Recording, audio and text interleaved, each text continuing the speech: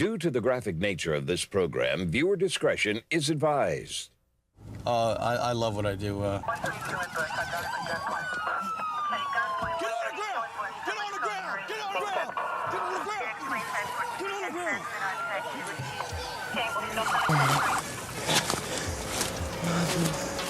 What I do? Ran away, didn't we? Bad boys, what you gonna do? What you gonna do when we come for you? And that's the fact, and that's next makes knows me. Hey, dude, you gotta learn the words. We usually only do the chorus.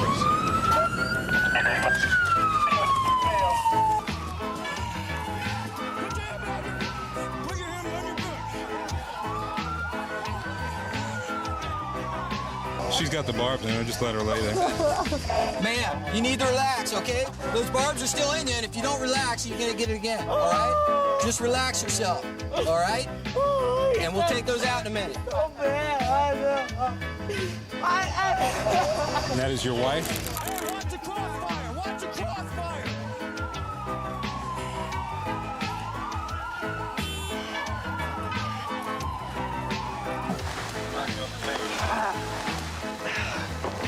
Stand up.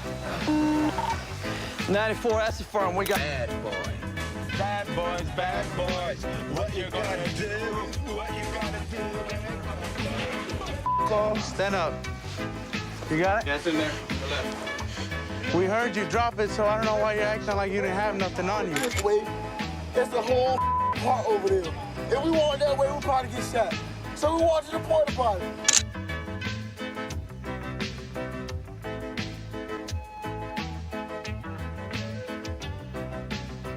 Kids, nobody's in school right now. A ride to my grandma, and they said they'd give me one. We got.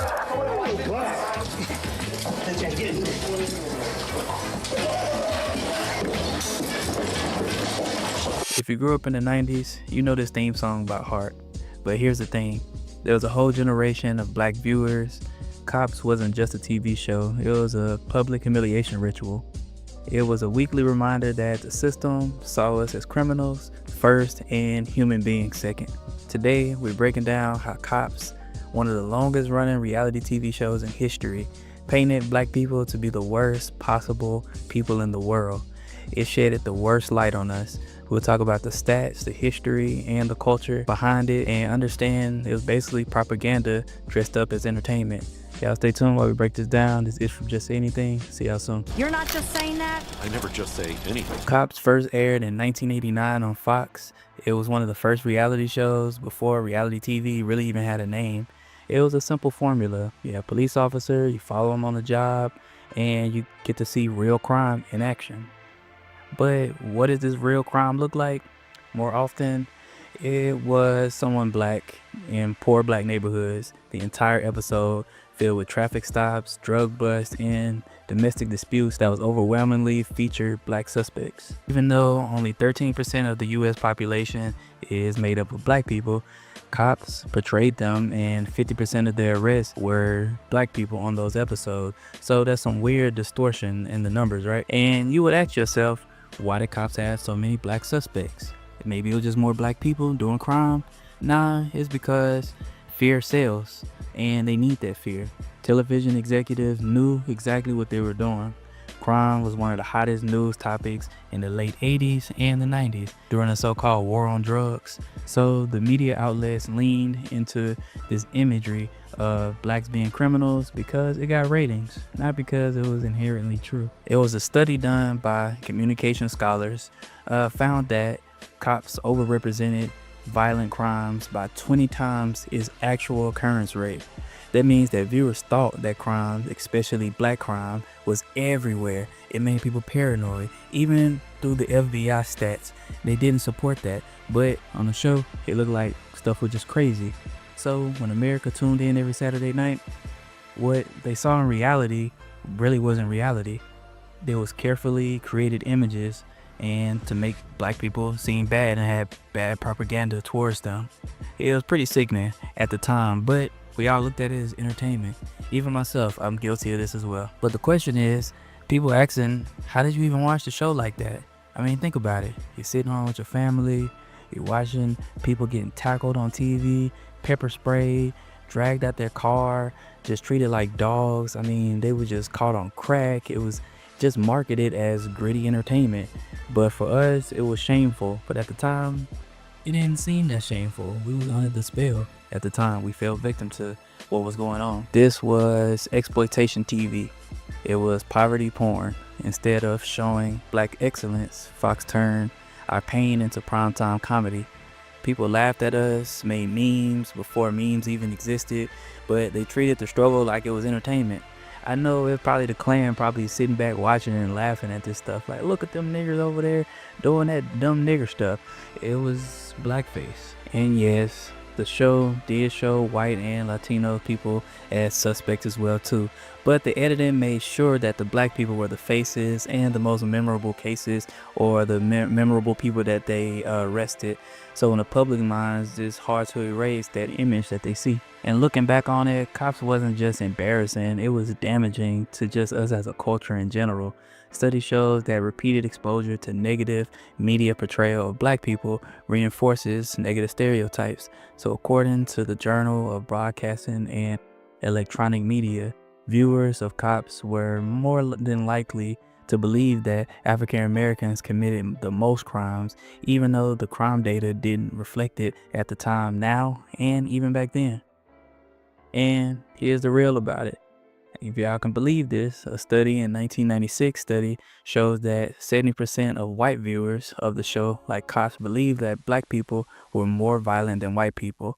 The media was shaping people's perception, and that perception is still happening till this day. So while America was laughing at Bad Boys and laughing at the song and jamming to the song, lawmakers were behind the scenes locking black people up, treating them like animals because the propaganda was working.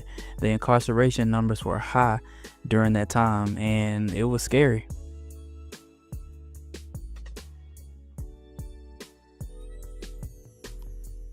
You can't separate Cops from the war on drugs. The show came out right during the federal government was pouring billions into policies in poor black communities and neighborhoods. Police departments wanted more funding, and Cops gave them the PR machine that they needed. Instead of seeing officers abusing power, we saw them as heroes. Instead of questioning why so many black men were being arrested for small amounts of weed and petty stuff, we saw it as justice. And we weren't treating these people like humans. They were just a meme or a character that was on TV and not a real person going through struggles. This was marketing for mass incarceration. I mean, the numbers were high then, and black men made up of. And here's something that we don't talk about enough when it comes to shows like Cops. Cops wasn't. And here's something that we don't talk about when it comes to shows like Cops. Cops wasn't just popular in the US, it was syndicated all around the world. So you know what that means. That means millions of people overseas got their first look at black Americans through that lens. Imagine that your entire culture is reduced to a mugshot and police chases and crackheads.